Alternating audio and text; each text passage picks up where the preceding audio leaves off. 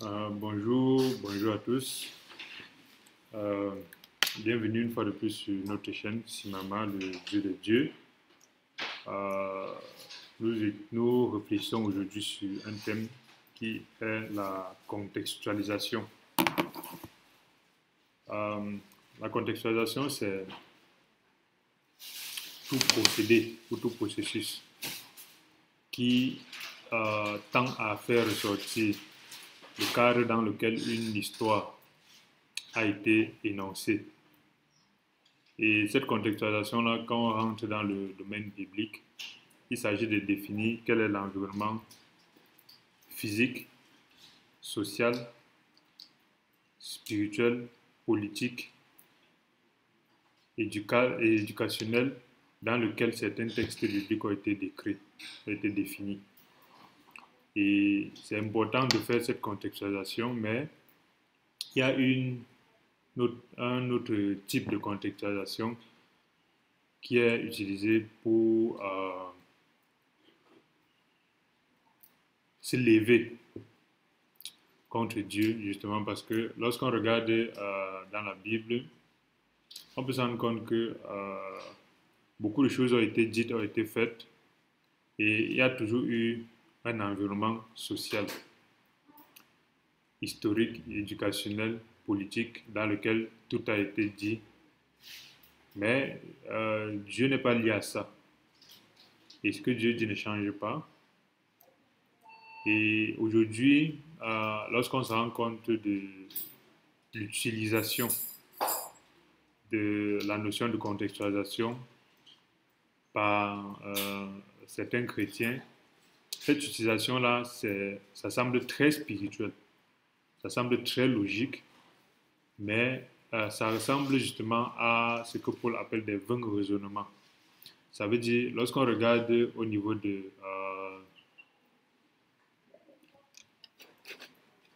lorsqu'on va lire dans la Bible, on regarde au niveau des actes des apôtres. Commençons même par rapport à Deutéronome 28. Deutéronome 28, à partir du. Deutéronome 28, en fait, est un chapitre de 68 versets, dans lequel 14 versets parlent de bénédiction. Et à partir du verset 15 au verset 68, ça parle de malédiction. Et lorsque Dieu énonce, nous pouvons un peu lire les premiers versets, quelques premiers versets de Deutéronome 28, à partir du verset 1, il dit: Si tu obéis à la voix de l'Éternel ton Dieu en observant et en mettant en pratique tous les commandements que je te prescris aujourd'hui, l'Éternel ton Dieu te donnera la supériorité sur toutes les nations de la terre. Voici toutes les bénédictions qui se répandront sur toi et seront ton partage lorsque tu obéiras à la voix de l'Éternel ton Dieu. Tu seras béni dans la ville, tu seras béni dans les champs, le fruit de tes entrailles, le fruit de ton sol, le fruit de tes troupeaux, la portée de ton gros et de ton menu de bétail, toutes ces choses seront bénies. Ta corbeille et ta huche seront bénies. Tu seras béni à ton arrivée, tu seras béni à ton départ. L'Éternel te donnera la victoire sur tes ennemis qui se lèveront contre toi. Ils sortiront contre toi par un seul chemin. Ils s'enfuiront devant toi par sept chemins. L'Éternel donnera de la bénédiction d'être avec toi dans tes greniers et dans toutes tes entreprises. Il te bénira dans le pays que l'Éternel ton Dieu te donne. Tu seras pour l'Éternel un peuple saint, comme il l'a juré lorsque tu observeras, comme il a juré, comme il te l'a juré, tu observeras les commandements de l'Éternel ton Dieu et que tu marcherais dans ses voies. Tous les peuples verront que tu es appelé au nom de l'Éternel et ils te craindront. L'Éternel te comblera des biens en multipliant les fruits de tes entrailles, les fruits de tes troupeaux, les fruits de ton sol, dans le pays que l'Éternel a juré à tes pères de te donner. L'Éternel t'ouvrira son bon trésor du ciel pour envoyer à ton pays la pluie en son temps et pour bénir tout le travail de tes mains. Tu prêteras à beaucoup de nations, tu n'emprunteras point. L'Éternel fera de toi la tête et non la queue. Tu seras toujours en haut et tu ne seras jamais en bas. Lorsque tu obéiras aux commandements de l'Éternel ton Dieu que je te prescris aujourd'hui, lorsque tu les observeras et les mettras en pratique, et que tu ne te détourneras ni à droite ni à gauche de tous ces commandements que je vous donne aujourd'hui pour aller après d'autres dieux pour les servir. Alors, lorsqu'on lit ces 14 premiers chapitres, versets du chapitre 28 de Deutéronome, qui est je pense, Deutéronome, c'est le 5e Pentateuque que Moïse a écrit. En fait, l'aspect de contextualisation revient ici après avoir lu ça, essayer d'analyser. Et l'analyse est un processus qui n'est pas spirituel. L'analyse est un processus totalement technique, humain et charnel. Ça veut dire, lorsque vous entendez quelqu'un dire j'analyse, ça veut dire que c'est de l'être humain qu'on parle. Les choses de Dieu, on n'analyse pas. Si Dieu dit va à gauche, il faut aller à gauche. On n'analyse pas pour aller à gauche. Parce que dès que tu analyses, tu vas te rendre compte qu'à gauche, il y a un trou, il y a un puits. Dès que Dieu dit avance, dès que tu analyses, tu vas te rendre compte que devant, il y a la mer. Et tant que tu analyses, tu ne peux pas pouvoir comprendre que cette mer-là va se fendre et tu vas avancer. Donc l'analyse est un processus purement charnel, humain, animal. Et la contextualisation donc, est donc, lorsque la parole de Dieu sort, d'analyser et de commencer à dire qui parle dans ce texte. C'est Moïse. Il parle à qui? Au peuple d'Israël qui est en train de sortir d'Égypte. Pourquoi est-ce qu'il parle? Parce qu'ils ont désobéi, parce que Dieu les a comptés, Dieu les a donné les lois, ainsi de suite. Et il parle dans ce sens-là pour leur dire, voilà, vous serez bénis en telle chose et vous serez maudits en telle chose. En ce moment, on arrive à sortir avec la conclusion que cette parole-ci n'a pas été dite par Dieu, ça a été dite par Moïse. Voilà où nous mène la contextualisation. Cette parole-là, deuxième chose, cette parole-là s'adresse à qui? Ça ne s'adresse pas à moi, ça s'adresse au peuple d'Israël. Troisième chose, cette parole-là n'est pas d'actualité aujourd'hui. Cette parole-là a été dite il y a des milliers d'années à la sortie d'Égypte. Voilà où nous mène la contextualisation. À des raisonnements très vrais, très logiques. Effectivement, ça a été dit par Moïse. Effectivement, ça a été dit au peuple d'Égypte, d'Israël. Effectivement, ça a été dit lorsqu'on sortait d'Égypte. Effectivement, ça en contraste avec toutes les désobéissances qu'ont fait ce peuple-là. Effectivement, ça ne s'adresse pas à nous en 2023. Effectivement, ça ne s'adresse pas aux Noirs, aux Africains, aux Européens, je ne sais pas moi, aux Chinois, ainsi de suite. Effectivement, effectivement, effectivement. Donc voilà où nous mène la contextualisation. La contextualisation nous mène dans des raisonnements qui dénaturent la puissance qu'il y a derrière les choses de Dieu. La contextualisation nous mène dans des raisonnements qui retirent la substance qu'il y a dans les choses de Dieu. Quand le Père dit à un employé ou à un servant, va dire à mon fils que je lui donne telle ressource, telle richesse. Ou le Père dit à son notaire, tu diras à mon fils qu'il a l'autorité sur tous ces biens-ci. Où il est, en étant peut-être jeune étudiant, peut-être dans 10 ans. La contextualisation vient dire qui a dit, c'est le notaire. En ce moment, la contextualisation ne fait pas comprendre que c'est le Père, que c'est la parole du Père. La contextualisation vient dire, il a dit à quel moment? C'était il y a 10 ans. Il y a 10 ans, je n'étais pas aussi grand, je n'avais pas ce diplôme-ci. Il y a 10 ans, je n'étais pas avec cette capacité. Il y a 10 ans, je n'avais pas telle force, telle faiblesse, ainsi de suite. Il y a 10 ans, ainsi de suite, ainsi de suite. Et la contextualisation vient dire, cette parole-là était valide quand le Père a parlé. Et cette parole-là n'est valide que parce que c'est la parole du notaire, ce n'est pas celle du Père.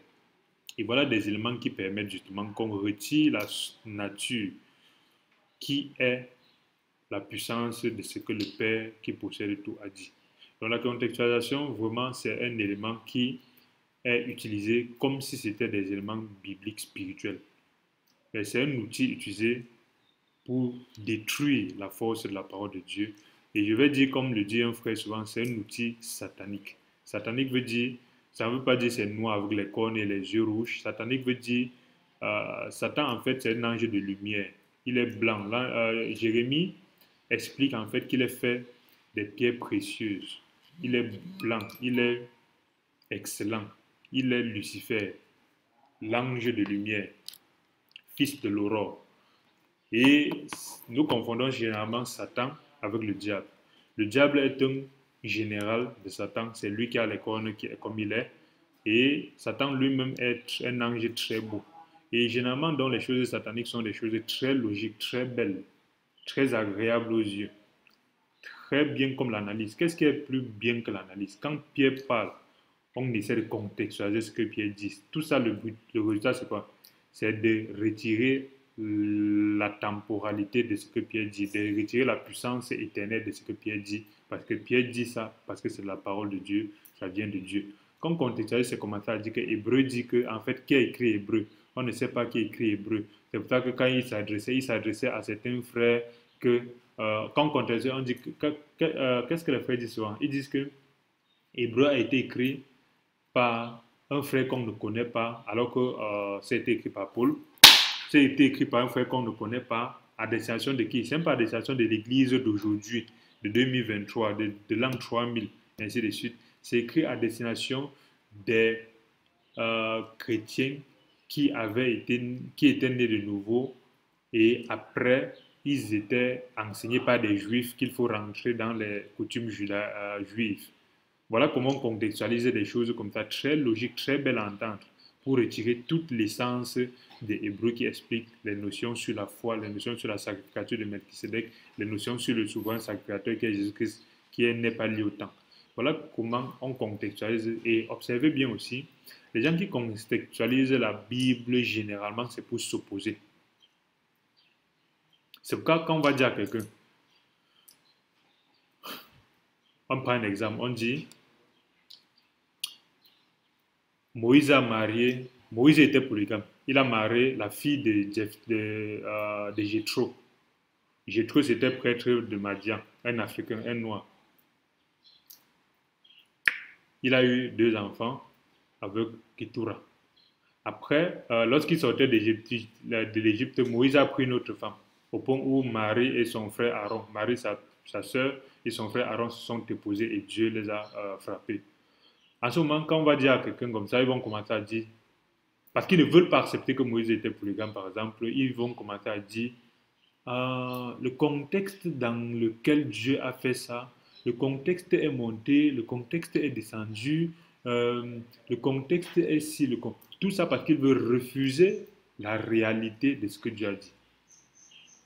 Lorsqu'on va parler de Jésus-Christ, qui est mort pour les péchés de l'humanité, lorsqu'on regarde dans Matthieu 1, Matthieu 1,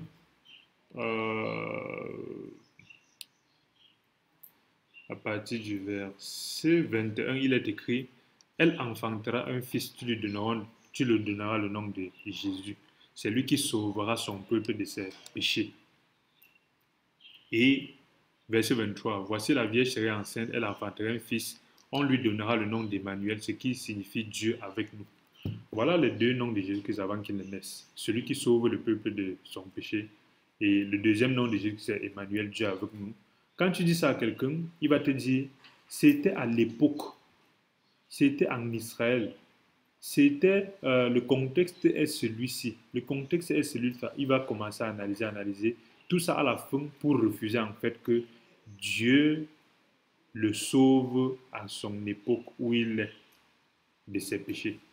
Et tout ça pour refuser en fait que Emmanuel, Dieu est avec lui au quotidien. Parce que lorsqu'il regarde, et quand je regarde ces frères chrétiens qui utilisent la contextualisation pour s'opposer, parce qu'à 99%, lorsqu'ils parlent du contexte d'une parole, c'est pour dire que la parole là n'est pas vraie. C'est pour changer le sens de la parole. Quand ils disent que, quand les frères lèvent le contexte d'une parole, c'est pour généralement ne pas dire Amen à ce que dit la parole. Et en ce moment, on se pose la question, pourquoi si vous êtes capable de changer le sens de la parole en parlant du contexte, pourquoi est-ce que les gens qui sont les adeptes de Dieu, c'est le Dieu des Blancs, pourquoi vous pensez qu'eux aussi n'ont pas raison? Parce que si vous contextualisez pour refuser la parole, eux aussi ils ont le droit aussi, malgré le fait que c'est satanique, de dire que non, Dieu c'est le Dieu des Blancs. Eux aussi ils ont le droit d'avoir la photo d'un Blanc sur leur mur, ils disent que c'est Jésus-Christ. N'importe qui lit la Bible sait que ce n'est pas Jésus-Christ. Jésus-Christ n'est pas un blanc à la longue cheveux, les yeux bleus. Mais pourquoi quand vous pensez que vous avez plus le droit de penser que c'est tel contexte par rapport à eux? Donc ça, ce sont des éléments qui sont égaux, ce sont les mêmes éléments. Tant celui qui méprise la parole en disant que Dieu c'est le Dieu des Blancs, parce qu'il refuse de comprendre que Dieu n'a pas de race, Dieu n'est pas un homme, Dieu n'a pas de couleur, c'est aussi les mêmes gens qui vont dire que la Bible n'est pas la parole de Dieu parce que ça a été amené par les Blancs. Pourquoi est-ce que vous pensez que si vous dites que la parole qu'on lit là, on doit chercher le contexte, pourquoi vous pensez qu'ils n'ont pas le droit aussi de dire que la Bible a été amenée par les Blancs? Tout ça, c'est l'ignorance. Pourquoi? Parce que justement, lorsqu'on regarde la parole de Dieu par rapport à ce qu'elle est, on peut se rendre compte que les Blancs sont venus dans les années combien? 1800, 1900, généralement. Et quand ils sont venus, ils ne sont même pas venus d'abord à la Bible, ils sont venus d'abord pour faire le commerce. C'est après ils ont vu justement la faiblesse. Je parle en tant qu'Africain, je parle plus de l'Afrique, je ne parle pas des autres peuples parce que ça ne m'intéresse pas beaucoup. Mais c'est quand ils ont vu la faiblesse justement de l'Africain qu'ils ont utilisé justement qu'il peut utiliser les subterfuges en utilisant Dieu pour faire ces choses-là. Donc en fait, c'est pour dire quoi? C'est pour dire il suffit de comprendre que la parole de Dieu est venue en Afrique avant d'aller en Europe, à travers l'eunuque éthiopien. Le christianisme est venu à travers l'eunuque éthiopien dans Acte 9 et la Kebra Nebrash, la Kebra Nagash, qui est un livre traditionnel éthiopien, explique justement l'histoire des relations entre les Juifs et l'Afrique. Et ceux qui sont intéressés pourraient lire ça. C'est là que vous allez en voir compte que Ménélique, c'est un descendant de Salomon qu'il a eu avec la reine de Saba. Et ce sont des interactions donc qui permettent de comprendre que l'Afrique a toujours été liée au peuple juif, au point où il y a aussi les Falachas. Je pense les Falachas, qui sont des juifs qui sont en Afrique, les juifs noirs d'Afrique. Ce sont des résultats de justement cette cohésion, cet échange des peuples-là. Mais lorsqu'on va regarder que c'était peut-être 1500 ans avant que les Blancs n'arrivent avec leur mauvaise manière d'échanger, d'utiliser Dieu pour dominer les gens vont dire, ils seront en train de croire justement que la Bible est venue avec les Blancs, ils sont venus spolier nos têtes, tromper nos parents. Ils sont très sérieux quand ils disent ça, mais c'est l'ignorance aussi. Ça veut dire qu'ils arrivent à contextualiser la parole de Dieu comme si c'était un livre venu avec le blanc. Et nous ne devons pas donc faire la même chose. Contextualiser la parole, ça veut dire ne pas prendre les versets pour ce qu'ils sont, ne pas prendre ça comme la parole de Dieu totale. Parce que Paul le dit et Dieu le dit dans Timothée, toute parole de Dieu est inspirée de Dieu, utile pour redresser, affermir, exhorter. Toute parole est issue de Dieu. Alors nous n'avons pas à contextualiser parce que la contextualisation, c'est l'outil des opposants à Dieu. Ce sont des gens qui s'opposent à la parole de Dieu, qui contextualisent la parole de Dieu. Lorsqu'on contextualise Jésus-Christ, il n'est plus le sauveur éternel. On ne peut pas contextualiser la vie de Paul, David, Pierre et venir penser qu'on va prendre les autres de façon atemporelle. On ne peut pas limiter les gens dans le temps, dans l'espace et dans l'organisation sociale dans laquelle la parole a été dite et venir utiliser ça pour valider. J'ai compris, j'ai suivi des frères dire que l'Ancien Testament n'est plus valide. Mais en même temps, ils croient à la Bible, la sola scriptura. Ils prennent dans l'Ancien Testament ce qui les cache. J'ai suivi des frères dire même que ce Deutéronome 28 que nous avons lu ne s'adresse même pas à nous aujourd'hui, que ça s'adressait aux Juifs. Voilà où nous amène la contextualisation. Donc, faisons attention sur les choses qui semblent spirituelles, les choses qui semblent de très bonnes idées, les choses qui semblent pieuses, mais qui sont sataniques. Je n'ai pas dit diabolique, parce que diabolique, c'est venant du diable qui est noir avec les cornes, mais satanique, Satan est très beau, il est très blanc, il est très pur, mais pas selon Dieu, parce qu'il a été trouvé en lui le péché, comme le dit Jérémie. Ézéchiel aussi, le pas de Ézéchiel 28, je crois. Donc, faisons attention sur les outils qui sont utilisés par Satan aujourd'hui. Le premier outil, l'un des plus efficaces, c'est la contextualisation qui permet de dénaturer, retirer la puissance à la parole de Dieu. On se retrouve en train d'avoir des personnes qui citent des versets, qui parlent des versets, qui les expliquent. Mais parce qu'ils ont déjà contextualisé, ils ont retiré l'essence. C'est pour ça que la puissance de Dieu vient à ceux qui sont simples d'esprit. Quand on lui dit, lève-toi, marche, il ne contextualise pas, il se lève, il marche. C'est là qu'il voit la puissance de Dieu. Mais lorsqu'on va dire à quelqu'un, lève-toi, marche, il va dire dans quel contexte? Le contexte où mon pied fait mal. Le contexte où tu n'es pas médecin. Pourquoi tu me dis lève-toi, marche? Le contexte où toi, tu es un fou type. Je te connais. Hier, tu volais les bonbons avec moi. Tu viens me dire aujourd'hui, lève-toi, marche. Toi, je te connais. Tu n'es que le fils du charpentier. Tu es le fils de Joseph. Pourquoi tu me dis lève-toi, marche? Voilà la contextualisation qui retire donc la puissance à la parole de Dieu. Donc, merci d'avoir suivi cette vidéo. Il y a sur YouTube, sur cette chaîne, beaucoup d'autres thèmes que nous avons échangés dessus. Et ceci n'est qu'un début sur la contextualisation. Nous continuons à méditer là-dessus et à faire des travaux de recherche là-dessus. Et merci pour ceux qui interviennent, pour ceux qui échangent. Si cette vidéo vous a béni, n'oubliez pas de vous abonner et de partager. Merci et à bientôt.